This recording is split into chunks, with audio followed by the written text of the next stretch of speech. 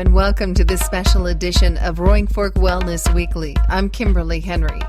This week's episode is brought to you by Glenwood Moms for Moms, a social network for local moms providing a gift for the motherhood journey through connection, information, support, and inspiration.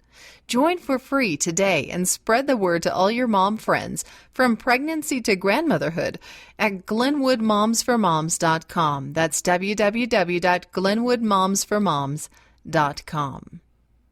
We're having a special edition of our program this week because we're having a very important conversation. You can see more of the conversation at my personal website, kimsreallife.com. That's KIMS reallife.com. And just click on the label of healthcare reform, and you'll see there's been an ongoing discussion for several weeks and months about what changes are coming for us, and see those from different perspectives, from medical providers, insurance agents, political information, and healthcare practitioners of all walks of life. This week on our Roaring Fork Wellness Weekly, we're featuring a local businessman, an activist, and wellness provider himself, Steve Reynolds, who is working on a program that I think you'll be interested in. And we had a pretty nice, not in-depth enough for me, so we're going to have Steve back again. But we had a really nice conversation about the work that's being done regionally, locally here in the western part of Colorado.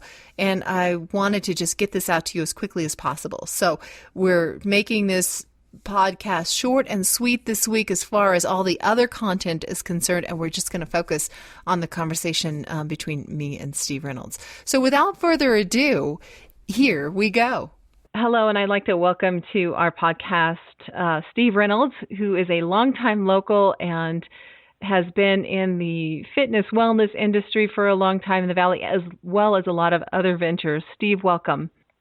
Thanks, Kim. So tell us, you've been for a long time. You've been a personal trainer in the area and very active in the wellness community. You owned the gym for a while. I know that's transitioned into other things, but also owned the La Provence Spa in the Hotel Colorado. Right. What else are you doing these days? Well, I've been pretty actively involved in the healthcare reform discussion, trying to be proactive in establishing public policy and the impending rollout of the health care plan, the Affordable Care Act. And this, I probably got most involved in this about 6 or 7 years ago when I joined a group called Club 20 for Western Colorado, and joined and participated in their healthcare committee. We actually came up with one of the proposals that was given to the Senate Bill 208 Commission, which I believe Governor Ritter had funded and asked for. And our policy, actually, our proposal made it to the final cut. But I learned a lot about healthcare, the real problems of it, and some of the solutions and discussions. Like you said, I've worked as a personal trainer professionally in the Valley since 1991, and I have watched the wellness piece as far as what people do and the challenges they have trying to stay healthy. But and that was my reason for the interest in getting involved with the healthcare committee for Club 20. Mm-hmm. And then one of the things I found out right off the bat was just a lot of statistics that made some of the discussions have different meaning to me. One being, statistics are what they are. They manipulate them different ways, but approximately 90 to 95% of the average American's total health care cost happens in the last 30 days of life. And so think about a person, maybe 50-year-old, has gone through life relatively healthy, had maybe a couple surgeries, a couple broken bones, but then they're in a bad car accident that ultimately the injuries is what causes them to die. Mm-hmm. the last 30 days, the medical system is doing everything they can to try to save them. And that's expensive stuff. So all of a sudden, you start to realize that, wellness is a part of it, but it's a small part of it. Anyway, about 5 years ago, maybe 6, right after President Obama was elected, he was giving federal grants, healthcare grants, to regional concepts, to groups who had regional concepts, to try to expand on those regionally, document their successes, and then those that were successful to integrate into the overall Healthcare Act that's going to be being rolled out later this year. And I was asked to join a group called the Beacon Communities Consortium out of western Colorado, and they were looking for somebody who was not working in the medical field and that understood healthcare. Also, they were looking for somebody not in Mesa County, but was also on the western slope. And our task, or our project, was to integrate electronic medical record systems from all the providers in 7 counties into one health information technology system that is based out of Grand Junction, called Quality Health Networks. I was asked to be on this executive committee. I believe there are 6 of us, and we have had quite a bit of success. And with the big part of the idea being that if you get a medical test from your doctor today, and you end up having to go, in this case, to Grand Junction, to St. Mary's, they have access to that information and don't have to redo those tests.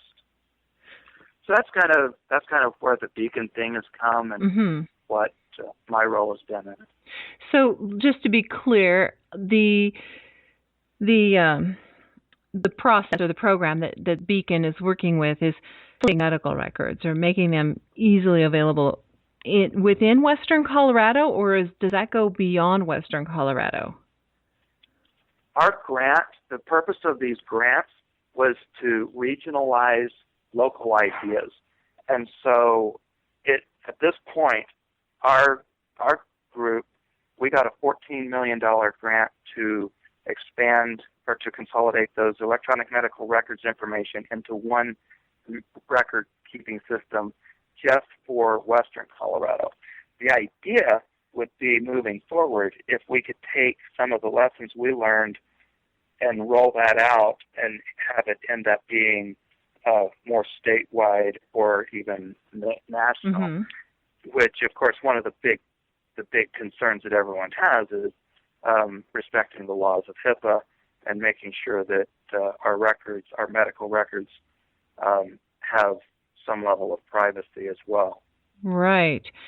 And are other regional areas doing this same thing, that this will all just become married together down the line, or do you... No, there were only, and I'm sure that some of this is going on. Yeah, absolutely. This type of project is going on all over the country.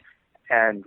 But our group is got a system, and we have outperformed, I believe, any of the other groups that I'm aware of in the nation. And our piece of the medical puzzle was the health information system. Right.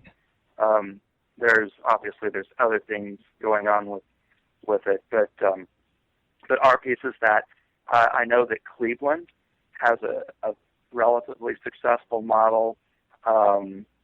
I think Oregon has one that's done really well, but ours is the one that got this particular grant, and we're moving forward. And we've moved from just Mesa County to 7 counties within about a 4-year period of time. And that includes Garfield and Pitkin counties? Okay. Yes. So what is the consolidating the information, what are the expected benefits of that to patients and or to the facilities themselves? Yeah, the discussion around that information and how we utilize it is like with any kind of information, you have to consolidate it and have it, and then move forward from that. So, if one of the simplest examples of a cost savings, if you will, is that let's say a person in Glenwood Springs has a accident, has a brain trauma, and they get CAT scans done at Valley View. They're in a coma. The doctors, the neurosurgeons at Valley View decide that this case is one that they would rather send to, in this case, St. Mary's. The doctors at St. Mary's, when that helicopter lands, they already have the information for themselves to use to do the surgery or whatever needs to be done. Mm-hmm. Some of the other less trauma type things is things like they can follow your A1Cs for diabetes. That was one of the things that we selected as a measurable.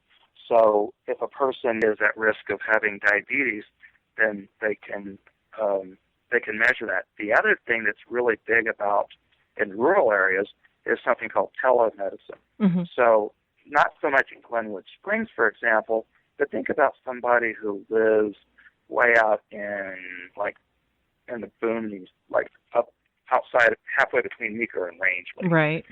And they have diabetes, and their doctors are watching it. They can actually take a blood sample and submit that to their primary care provider on a daily, weekly basis without taking the trip in to see the doctor. It becomes a lot more efficient for the doctors to schedule because those, they're taking it for their own record keeping, but then it goes directly to the medical provider. So the level of accuracy seems to go up, and a person doesn't have to physically go into the doctor, have an appointment, things like that. And then the doctors can follow trends, and then they actually are proactive in asking the patient to come in. And it's that type of thing. And I know that they do that with certain types of heart disease as well. Interesting. Okay. And there's so much to cover, and we have so little time. So I'm going to move on to my next question. But I have tons of questions. I imagine other people do too. So if you're listening and you have questions, feel free to shoot me an email, and I will get those questions to Steve, and we'll get them answered as the conversation continues on into the next few years, where things are going to be changing and moving and growing for us in this respect. But my next question has to do with the information. We're also protective of our identities and then also just our medical information in general because of insurance costs and concerns about, how insurance treats different ailments and illnesses.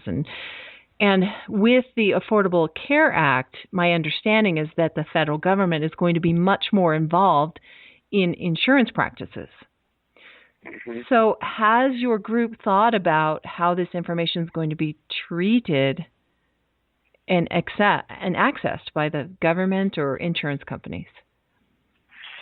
And as we move forward with the rollout of the Affordable Care Act, I think that that's going to be not so much what the concepts and ideologies are, but it's actually how it rolls out and how it's structured. And I think that that's one of the reasons I want to be part of this discussion, is to help develop the public policy. You're exactly right. One of the members on our Beacon Executive Committee, the guy in charge of Quality Health Network, had a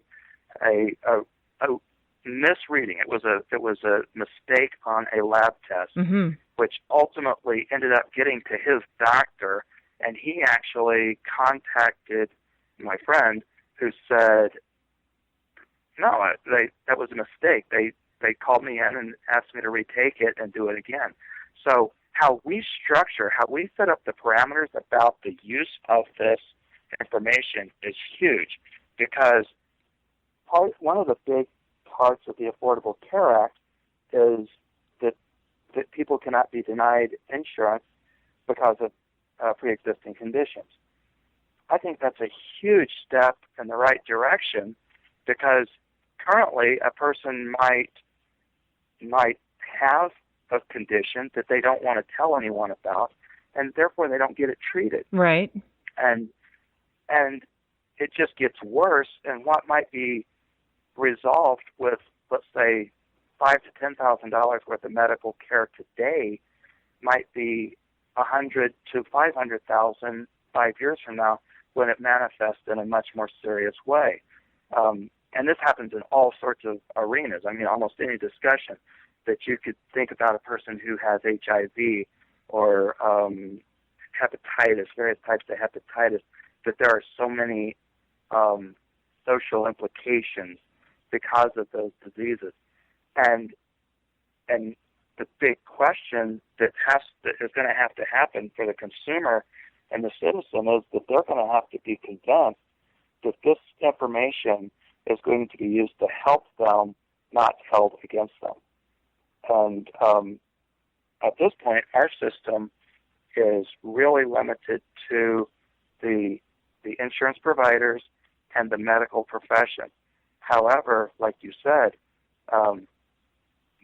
what's called the exchange within the Affordable Care Act, there's something called exchanges, which allows people to keep a certain level of health care coverage if they change jobs or want to switch from one provider to another. Mm-hmm. But the IRS is going to be the group that is going to be monitoring those health care exchanges. Oh, no. And you just scared the pants off of me, Steve. And a lot of people aren't real comfortable with that. Right. and it comes down to some other things. The IRS was the group that got that task because if people can't afford health care coverage, they will be able to get discounts or reductions and the way that the money will come back to them is through tax breaks. So if your income is only, let's say, $50,000 or $60,000 for a family of four, and I don't know the exact numbers, but let's say that the exchange and the rule says that you're going to get a 20% reduction off of your total health care costs, the IRS will have you put that on your tax return, and then you will get that money refunded to you in a tax refund or reduced off of your tax liability. So I understand why they do it. There's just that trust issue. Right. Wow, that's a whole nother discussion that we're going to have. Well, and you totally raised the question, because at this point, we don't want people we have decided because of HIPAA laws, for example, that if I am an employer and I am providing health care coverage for my employees, that I don't get access to those records, because if one of my employees, let's say, has a cancer, a type of cancer, we don't want that employer to know that, so that then they find a reason to terminate that employee. Right. Under the underlying reason being because they don't want to pay for the cost of treating his cancer. But anyway, it's the question that you raised. So in all honesty, how we structure how that information can be used is going to be a big part of it. And as much as we've had those discussions in the Beacon group, mm-hmm. We don't have answers because it's not up to us to make the call. Right. That will be, I don't even know. I think it's actually the Health and Human Services Department that will monitor a lot of that rollout. But again, there's some people think it's problematic that the IRS is going to be the ones actually monitoring. So yeah, I would have to agree with that, but I don't want to end this on a fearful note, because there's a lot of people like you that are out there helping to structure this thing. So if you're listening and you're you're concerned about what you're hearing and about all the other conversations that are going on. Steve, what would you recommend that somebody do if they're really concerned about how this is going to go down? Well, I tell you what, I think the best thing that anyone can do about no matter what the subject is to get educated, and that's a lot deeper than, that means more than watching the evening news, because typically what you get is a 30-second soundbite, and oftentimes that soundbite has got some sort of spin on it based on whoever's presenting it. But to dig in and get involved. I know that our Club 20 healthcare committee has gotten a different grant. It's an education grant, actually. Mm-hmm. And we went through all the counties in western Colorado. I want to say it was all 22 counties, and did healthcare education forums just to help people understand, because the subjects become more fearful when you don't understand the whole conversation, because you take one piece of information and then expand on it in your mind, and maybe that's a legitimate concern, maybe it's not. But, working with your legislators, working with, your insurance providers, but digging in and finding that, the rest of the story, as Paul Harvey always used to say. Right.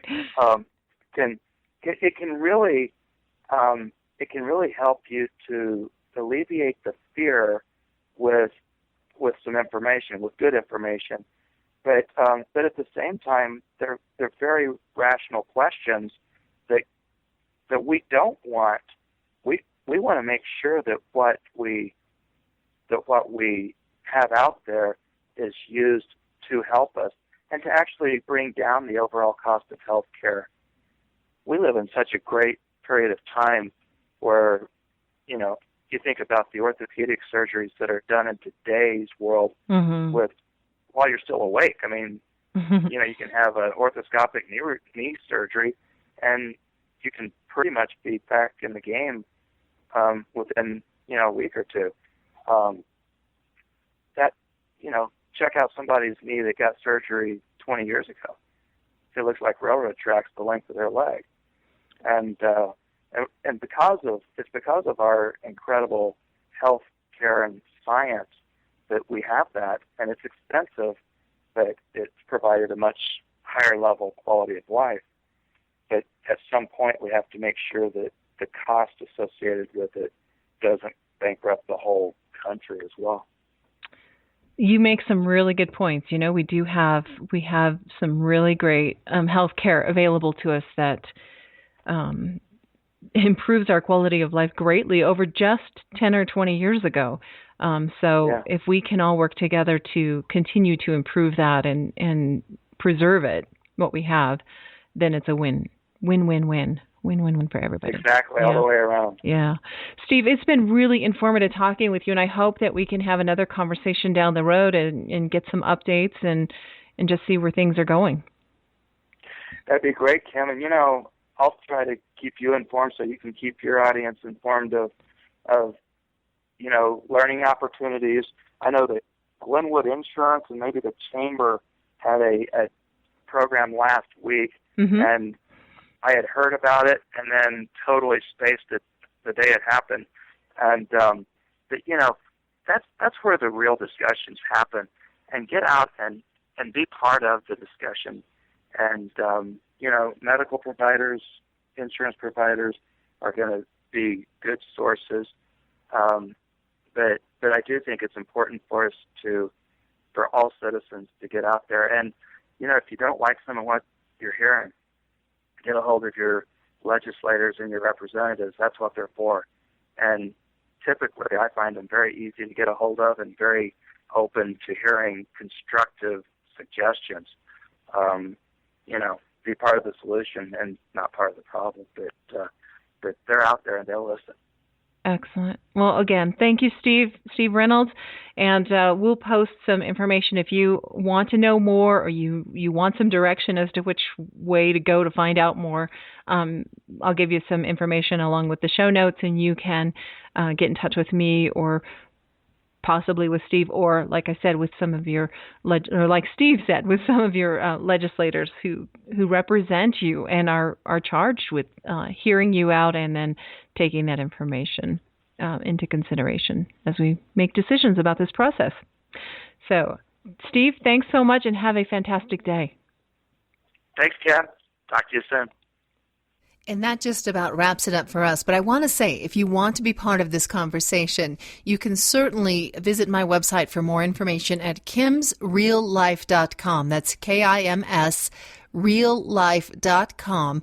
You'll find other articles and blog posts about healthcare reform from different professionals that are involved in the conversation, and have a chance there to comment yourself. You can also find Steve Reynolds' contact information associated with this broadcast there at kimsreallife.com. So if you have questions for Steve, you can get hold of him as well. So I hope you'll join us again next week, where we'll continue our wellness conversation and talk with other local professionals who would love to get to know you more and serve you in the best well way possible.